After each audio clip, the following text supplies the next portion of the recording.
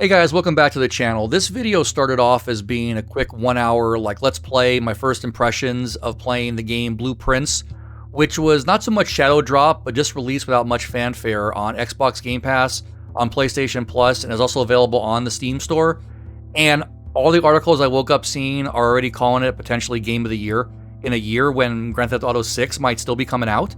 And I think we all agree that that game probably has a mortal lock on Game of the Year, whatever year it comes out. But this game, Blueprints, is definitely kind of making a push for another indie game or a, smaller studio game that is doing big things. So that said, look, my best review of the game is if you have access to Game Pass or PlayStation Plus, just go play it, whether you like roguelikes or not, because I'm not a huge roguelike guy.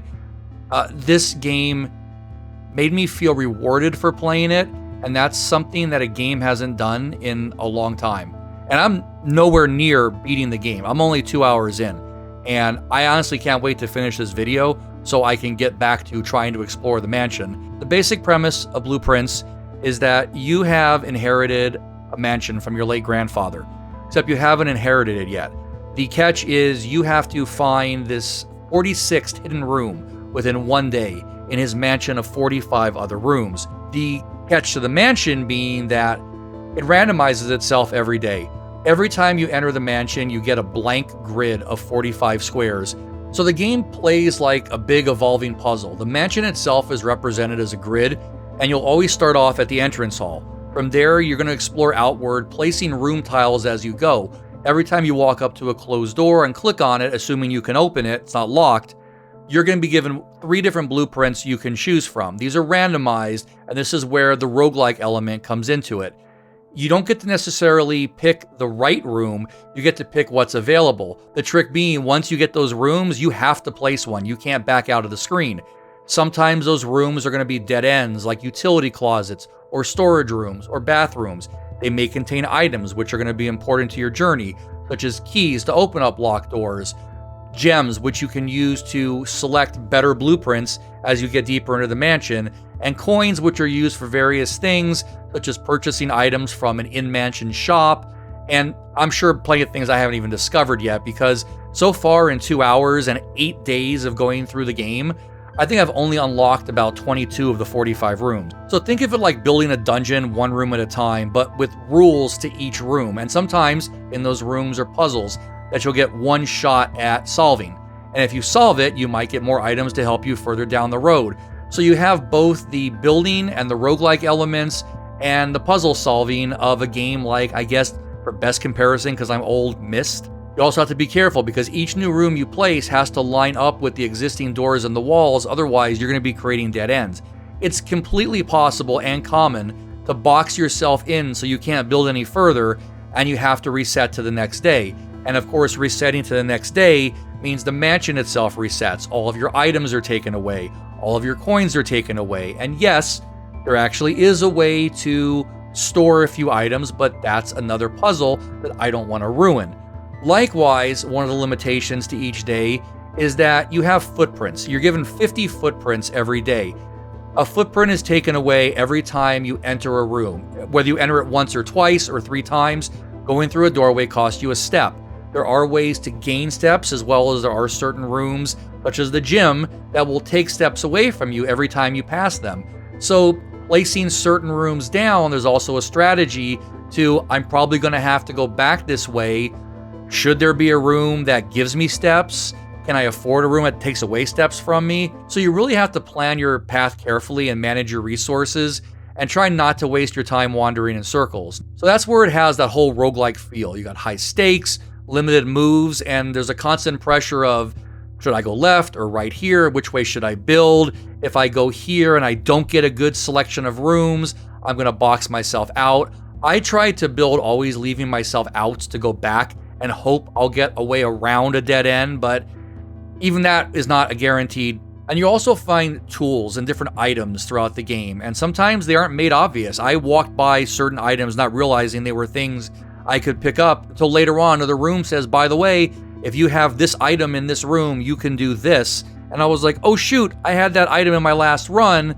Wish I had it now, but I don't have that room yet. So it's room building strategy, inventory strategy, planning ahead, and that's where the rewarding nature of the game comes in, at least for me. There were moments when I solved a puzzle or I found, again, don't want to give spoilers, but I found a locked combination. Okay, there's got to be a combination somewhere I'll come across. On a second or third run through the mansion, I found a particular room, and it had particular documents, and particular parts of those particular documents were blurred out or small. And I said, boy, I bet there's something there, because that's a picture of the area where the lock is. And on a different run, I found an item I could pick up, and I said, wait a second, if I have this item in that room, I bet I can use it to see what's in the picture. And sure enough, I was right. I yelled so loud at my happiness for solving the puzzle, I popped the mic.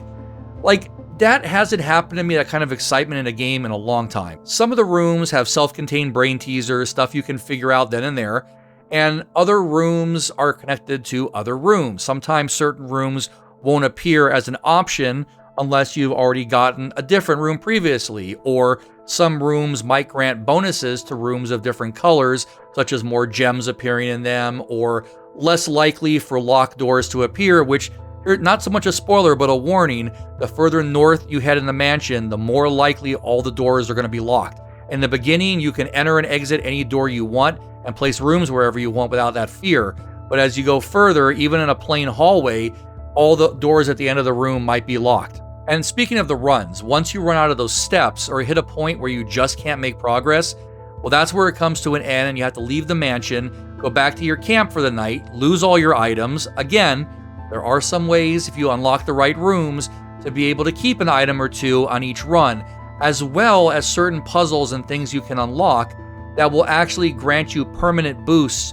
Now, so far, I've only found one permanent boost, and that was that I get to start each day with 20 additional steps. Like, that was a huge thing. So there's rewarding and exploration. Yeah, finding the 46th room is the goal of the game, but the involvement in this game and the depth of which you can learn from it, I hate to use a cliche phrase, but knowledge is the real reward in this game. So if you can solve a part of a big mansion-wide puzzle in one run, you get to build on that in the next one.